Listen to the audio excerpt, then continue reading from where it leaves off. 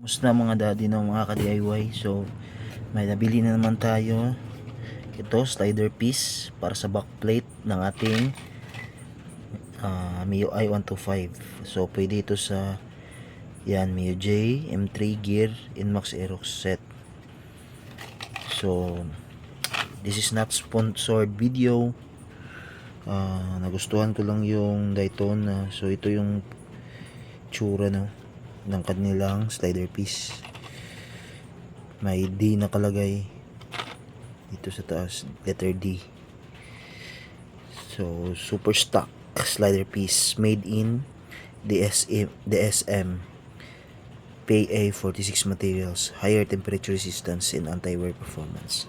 So ganun yun talaga ang mga pinopromote ni Daytona, yung anti-wear performance at saka high temperature resistance, gaya ng kanilang clutch lining. So yun lang, salamat mga idol. So kakabit natin nito soon.